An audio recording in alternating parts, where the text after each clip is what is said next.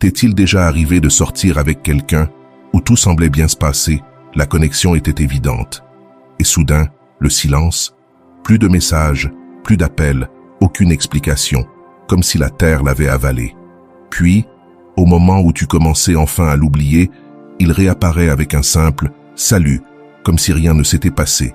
C'est l'une des expériences les plus frustrantes et déroutantes du monde des relations modernes. Un jour, vous planifiez votre prochaine rencontre, riez ensemble jusqu'à tard sur WhatsApp, et le lendemain, plus rien. Comme si un trou noir digital l'avait englouti, sans prévenir, sans explication, sans même la simple courtoisie de dire « j'ai besoin de temps » ou « je ne crois pas que ça puisse marcher ». Alors tu restes là, relisant ton dernier message, te demandant si tu as dit quelque chose de travers, si tu as mal interprété les signaux, si cette connexion que tu as ressentie n'était pas seulement dans ton imagination. Tu commences à analyser chaque mot, chaque rire partagé, chaque moment intime. Était-ce réel? Ou était-ce simplement de la politesse? Les jours passent et le silence devient assourdissant. Peut-être que tu finis par lui écrire à nouveau, d'abord de manière légère pour prendre des nouvelles. Rien. Tu réessaies une deuxième fois, plus direct. Est-ce qu'il s'est passé quelque chose? J'aimerais savoir si on reste en contact. Silence radio. Alors commence le processus douloureux, mais nécessaire. Avancer. Accepter que certaines personnes disparaissent sans explication, que tout le monde n'a pas la maturité émotionnelle pour une conversation honnête. Petit à petit, tu guéris. Tu arrêtes de vérifier ton téléphone toutes les 5 minutes. Tu cesses de le traquer sur les réseaux sociaux. Tu recommences à sortir, à rire sincèrement, à te rappeler de ta valeur et de ce que tu mérites dans une relation. La blessure se referme lentement. Et quand tu as presque complètement tourné la page, quand tu n'y penses plus tous les jours, quand tu as retrouvé ta confiance et que tu es concentré sur ta vie, boum, le message tombe. Salut, comment tu vas? Comme si de rien n'était. Comme s'il ne t'avait pas laissé en suspens pendant des semaines, voire des mois. Comme s'il ne te devait aucune explication pour sa disparition soudaine. C'est déconcertant. En un instant, toutes les émotions reviennent comme une avalanche. La confusion, l'espoir mélangé à la colère, la tentation de répondre aussitôt contre l'instinct de protection que tu as développé. Pourquoi revient-il maintenant? Certains réapparaissent parce qu'ils se sont ennuyés avec d'autres options. D'autres parce qu'ils se sont sentis seuls un vendredi soir et ont repensé aux bons moments passés avec toi. Certains reviennent parce que leurs autres tentatives amoureuses ont échoué et que tu représentes l'option sûre, celle qui répondra probablement. Et puis, il y a ceux qui comprennent sincèrement qu'ils ont fait une erreur. Mais même dans ce cas, la manière dont ils reviennent en dit long sur leur caractère. Moi aussi, j'ai vécu ça. Et je veux te dire exactement comment répondre dans cette situation pour protéger ton estime de toi, garder ta dignité et poser des limites claires, sans tomber dans le piège de la disponibilité immédiate. Parce que personne ne devrait croire qu'il peut entrer et sortir de ta vie à sa convenance. Avant de continuer, si tu n'es pas encore abonné à ma chaîne YouTube, je t'invite à le faire dès maintenant. En t'abonnant, tu seras informé de toutes mes nouvelles vidéos, ce qui te permettra de ne rien manquer de contenu précieux. Rappelle-toi d'abord une vérité essentielle. Le silence aussi communique. Personne ne disparaît par accident, des jours, des semaines ou des mois. Lorsqu'une personne choisit de s'effacer sans explication, elle prend une décision consciente, celle de ne pas te prioriser. Son silence t'a déjà envoyé un message, et ce message disait « En ce moment, tu n'es pas important pour moi ». C'est une vérité dure, mais nécessaire à intégrer. Ce n'était pas un oubli, ni un téléphone perdu, ni un emploi du temps trop chargé pour envoyer un simple message de 2 secondes. C'était un choix délibéré de t'écarter de sa vie, sans te donner l'explication que tu méritais après avoir investi du temps, de l'énergie et des émotions dans cette relation. Et maintenant qu'il revient, il s'attend à ce que tu agisses comme si son absence n'avait rien signifié. Il veut que tu répondes immédiatement, que tu pardonnes sans poser de questions, que tu reprennes les choses exactement là où elles s'étaient arrêtées. Autrement dit, il veut que tu récompenses son manque de considération par ta disponibilité instantanée. Mais pourquoi devrais-tu accepter ça? Ton temps n'a pas perdu de valeur pendant son absence. Au contraire, tu as appris à vivre sans lui, à apprécier ta propre compagnie, à ne pas dépendre de ses messages pour te sentir bien. Ton temps est devenu encore plus précieux. Voilà pourquoi, quand un tel message arrive, je ne réponds jamais immédiatement. Je pose mon téléphone, je prends de la distance. Pas pour jouer la personne difficile, mais parce que j'ai besoin de réfléchir sans pression. J'ai besoin de me rappeler qui je suis, ce que je vaux et ce que je suis prêt à accepter dans ma vie. Alors oui, tu peux ressentir toute une vague d'émotions, la joie secrète parce qu'une partie de toi l'attendait, la colère parce qu'il ose revenir comme si de rien n'était, la confusion parce que tu ne sais pas s'il veut quelque chose de sérieux ou s'il est juste ennuyé. Toutes ces émotions sont normales, mais aucune d'elles ne doit dicter ta réponse immédiate. Ne réponds pas tout de suite. Ce n'est pas une urgence. S'il a pu attendre des semaines ou des mois pour t'écrire, il peut bien attendre quelques heures, voire quelques jours pour ta réponse. Ce temps n'est pas pour le punir, mais pour toi, pour que tu puisses réfléchir consciemment à ce que tu veux. Demande-toi, que veux-tu vraiment dans cette situation? Une explication? Tourner définitivement la page? Lui donner une seconde chance si son retour est sincère? Ou simplement lui montrer que son comportement était inacceptable? Il n'y a pas de bonne ou de mauvaise réponse, seulement ce qui est juste pour toi. Et quand tu choisiras de répondre, fais-le avec calme, pas dans la colère, pas dans la précipitation, pas dans la peur de perdre quelque chose, mais depuis un endroit clair, centré, où tu sais qui tu es et ce que tu mérites. Parce que ta réponse initiale donnera le ton pour toute la suite. Si tu réponds avec enthousiasme immédiat, tu lui envoies le message que son comportement était acceptable. Si tu réponds avec colère incontrôlable, tu lui donnes trop de pouvoir sur tes émotions. Mais si tu réponds avec calme et assurance, tu lui montres que tu connais ta valeur et que tu refuses tout traitement irrespectueux. Ce calme n'est pas de la froideur, c'est du contrôle. C'est la preuve que tu ne réagis plus impulsivement, mais que tu choisis consciemment comment tu veux être traité. Et ça, c'est ta plus grande force. Communiquer depuis un lieu de force personnelle, voilà ce qui fait toute la différence. Pas depuis le besoin, pas depuis le manque. Rappelle-toi qu'en ce moment, c'est toi qui as tout le pouvoir. C'est lui qui a besoin de quelque chose de toi, ton attention, ton pardon, ton temps, ton énergie émotionnelle. Toi, tu n'as besoin de rien de lui. Tu as déjà prouvé que tu peux vivre parfaitement bien sans lui, durant tout le temps où il a disparu. C'est cette position de force que tu dois maintenir tout au long de l'interaction. Ton estime ne fluctue pas en fonction de qui reste ou quitte ta vie. Tu as de la valeur par qui tu es, par ce que tu apportes au monde, par tes qualités uniques, par ta capacité à aimer et à être aimé. Le fait que quelqu'un n'ait pas su voir ou apprécier ce que tu vaux en dit beaucoup plus sur ses limites que sur les tiennes. La première réponse que tu donnes marque le ton de toute la conversation. Mais plus encore, elle marque la façon dont tu te vois toi-même dans cette situation. Te vois-tu comme quelqu'un de désespéré qui accepte la moindre miette d'attention, ou comme une personne complète, précieuse et digne de respect, qui a des standards clairs sur la manière dont elle mérite d'être traitée? Quand cette personne réapparaît après des semaines, parfois des mois de silence total, il y a un élan presque irrépressible, celui de le bombarder de questions. Le cerveau humain déteste les vides d'informations, surtout quand ils nous touchent émotionnellement. Alors on veut des réponses, on veut comprendre, on veut savoir ce qui s'est passé, pourquoi il a disparu, si on a fait quelque chose de mal, s'il a pensé à nous pendant tout ce temps. Et beaucoup commettent l'erreur d'écrire un roman. Pourquoi as-tu disparu sans rien dire? Est-ce que tu vas bien? Est-ce que j'ai fait quelque chose qui t'a blessé? Il t'est arrivé quelque chose? Je me suis inquiété. Mais c'est la pire chose à faire. Quand tu balances une avalanche de questions à quelqu'un qui vient de te ghoster, tu envoies plusieurs messages très clairs, même si tu ne t'en rends pas compte. D'abord, tu lui dis que son silence t'a profondément affecté et que tu as pensé à lui tout ce temps.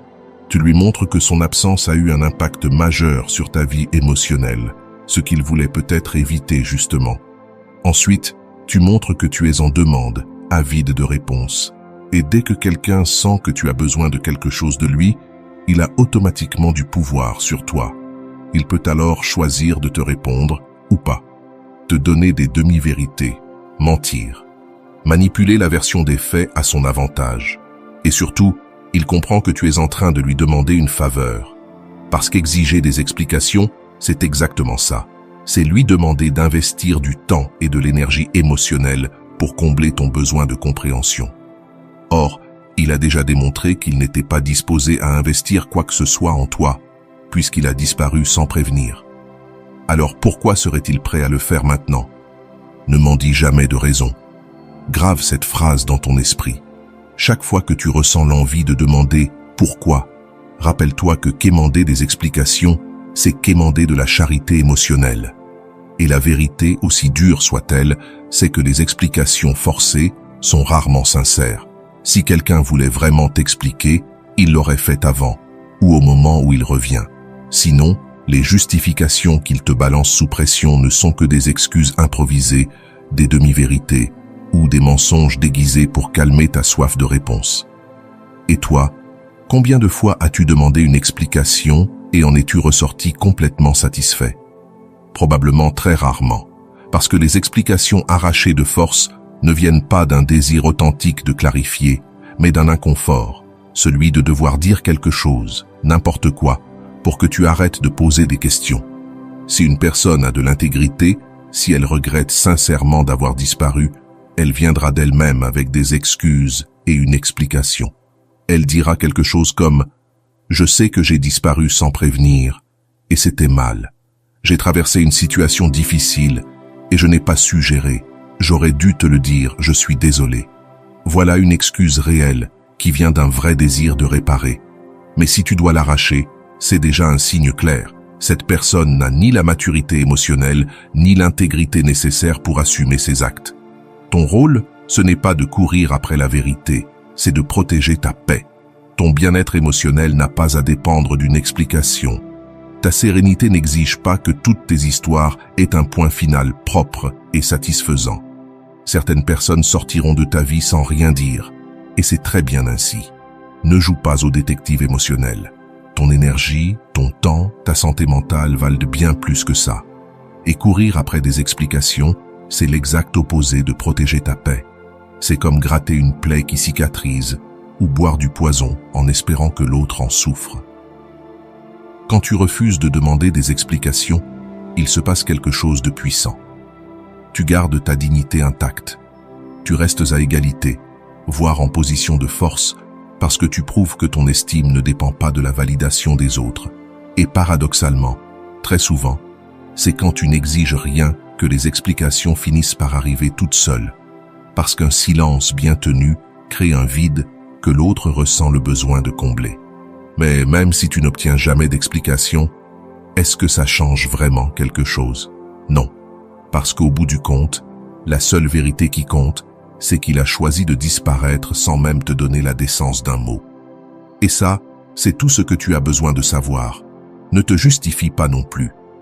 Quand il revient, il peut être tentant d'expliquer ce que tu as fait pendant son absence, comme si tu devais prouver que tu as bien vécu sans lui. Mais pourquoi lui devrais-tu un rapport? Tu ne lui dois rien. Pas d'explication sur ton temps. Pas de compte sur ton état émotionnel. Il a perdu ce privilège le jour où il est parti sans prévenir. Tiens-toi ferme dans ton respect, dans ta dignité. Ne quémande pas des réponses qui ne t'apporteront de toute façon aucune satisfaction. Rappelle-toi, une personne qui se soucie vraiment de toi viendra avec ses excuses et ses explications sans que tu aies besoin de les demander. Sinon, cela te dit tout ce que tu dois savoir sur ses véritables intentions et sur sa maturité. Et après avoir compris tout cela, il reste une étape essentielle, ta réponse. Car ta réponse va poser le cadre de toute interaction future et elle va surtout montrer le niveau de respect que tu exiges pour toi-même. Ma réponse préférée est simple, directe et puissante. Bonjour. Ton message m'a surprise après tout ce silence. Tout va bien. Une phrase courte, mais chaque mot est choisi avec soin pour envoyer un message clair. Simultanément, on va la décortiquer mot par mot pour que tu comprennes exactement pourquoi elle est si efficace. Tu commences par un simple « bonjour ». C'est une cordialité basique. Tu n'es pas agressive, tu n'es pas hostile, mais tu n'es pas non plus exagérément chaleureuse ou émotionnellement disponible. C'est un salut neutre qui garde la porte ouverte à une conversation civilisée, sans montrer de désespoir ni d'émotion excessive. Puis vient. Ton message m'a surpris. Voilà le génie de cette phrase. Tu reconnais que tu as reçu son message, tu ne l'ignores pas, mais en même temps tu fais comprendre que tu ne l'attendais pas. Le mot « surpris » est parfait. Il est honnête sans être dramatique. Tu ne dis pas « ça m'a blessé », « ça m'a troublé » ou « ça m'a mise en colère ». Toutes ces phrases qui lui donneraient trop d'informations sur ton état émotionnel. Surpris reste neutre, mais il fait passer le message. Son retour n'était pas attendu avec impatience. Et ensuite, après tant de silence. C'est la partie la plus puissante de toute la phrase. Tu mets son comportement sur la table. Pas de drame, pas d'accusation, juste la vérité, claire et directe. Tu ne dis pas « après que tu m'as ghosté » ou « après que tu as disparu comme un lâche ». Non, tu énonces les faits. Il y a eu du silence, beaucoup de silence, et tu l'as remarqué. Enfin, tu termines avec une question ouverte. Tu lui donnes l'occasion de s'expliquer s'il en a envie, mais tu ne le pousses pas. Tu ne demandes pas une justification précise, tu crées simplement un espace où il peut assumer ses responsabilités, s'il a la maturité pour le faire. Ce n'est pas agressif, mais ce n'est pas non plus comme si rien ne s'était passé. Et c'est exactement ça, la clé de la stratégie. Parce que la plupart des gens tombent dans deux extrêmes quand ils se retrouvent dans cette situation. Soit ils explosent de colère et de ressentiment, soit ils font comme si le ghosting n'avait jamais existé. Premier extrême, répondre avec rage. Où étais-tu? Comment oses-tu disparaître et revenir quand ça t'arrange? Bien sûr, ta colère est compréhensible, mais ce type de réaction montre à quel point son comportement t'a blessé et que tes blessures sont encore ouvertes. Cela peut le culpabiliser, oui, mais ça peut aussi le faire fuir encore plus, car personne ne veut gérer l'intensité émotionnelle de quelqu'un qui l'a déjà blessé. Deuxième extrême, agir comme si de rien n'était. Bonjour, quel plaisir d'avoir de tes nouvelles, comment vas-tu? Là, tu normalises son comportement irrespectueux. Tu lui montres qu'il peut disparaître autant qu'il veut, quand il veut, et qu'il te retrouvera toujours les bras ouverts. Tu installes un précédent dangereux qui se répétera encore et encore. La réponse que je viens de t'expliquer, elle, met en lumière sa disparition, mais sans drame. Tu lui fais comprendre que tu as remarqué et que tu ne l'acceptes pas comme une normalité. Et c'est crucial. Reconnaître un comportement problématique ne doit pas être dramatique ni conflictuel, mais ça doit être clair. Quand tu dis « après tant de silence », tu fais trois choses. Premièrement, tu montres que tu es attentive. Tu n'es pas dans une bulle émotionnelle où tu ignores les actions des autres. Tu remarques quand quelqu'un change son comportement envers toi. Deuxièmement, tu montres que tu as de la mémoire. Tu n'es pas de celle qui efface le passé pour que l'autre se sente bien. Son comportement fait partie de la réalité de votre relation et tu ne vas pas l'effacer juste pour éviter un malaise. Troisièmement, tu montres que tu as des standards. Tu indiques clairement, même de façon subtile, que ce type de comportement n'est pas acceptable pour toi. Tu ne cries pas tes standards, mais tu les rends visibles. C'est là que réside toute la différence. Parler depuis la maturité, pas depuis le besoin. Quand tu parles depuis le besoin, ça sonne comme « S'il te plaît, explique-moi ce qui s'est passé. J'ai besoin de comprendre pour avancer. Je n'ai pas dormi en pensant à ce que j'ai pu faire de mal. » Ça, c'est de la dépendance émotionnelle, et ça montre que ton estime dépend encore de la validation extérieure. Parler depuis la maturité, c'est ce que fait ta réponse suggérée. Tu reconnais la réalité, tu gardes la porte ouverte à la discussion, mais tu ne supplies pas. Tu montres que tu es une personne complète, capable de gérer n'importe quelle réponse, y compris l'absence de réponse. La maturité émotionnelle, c'est ça. Rester centré sur ta propre valeur au lieu de la chercher chez l'autre. Ta réponse dit « Je suis une personne précieuse qui mérite respect et communication honnête. Si tu peux m'offrir ça, parfait. Si tu ne peux pas, je peux aussi vivre avec, parce que mon bien-être ne dépend pas de ton comportement. » Et cette réponse est brillante, parce qu'elle renvoie toute la balle dans son camp. À lui de décider. Il peut ignorer et continuer comme si de rien n'était, ce qui te révèle sa vraie nature. Il peut donner une excuse superficielle, « j'étais occupé », ou il peut donner une vraie explication et assumer ses responsabilités. Quelle que soit sa réponse, tu auras déjà établi une chose. Tu n'acceptes pas les comportements irrespectueux et tu refuses de faire semblant que les problèmes n'existent pas. Tu poses ta dignité dès le premier échange et ça change tout le ton de la relation. La beauté de cette approche, c'est que tu gardes ton intégrité, peu importe sa réaction. S'il vient avec une excuse sincère et une vraie explication, parfait. S'il ne dit rien, tu sais à quoi t'en tenir. Dans tous les cas, tu restes digne, forte et claire. Tu as créé l'espace pour que les choses arrivent, sans paraître désespéré de recevoir cette attention. Si la personne ne le fait pas, tu as démontré ta valeur et tu peux soit continuer la conversation, soit la terminer en sachant que tu as agi avec classe et dignité. Rappelle-toi, le but n'est pas de le punir ni de le faire culpabiliser. Le véritable objectif est de communiquer ton estime de toi et de poser le standard de respect que tu attends dans tes relations.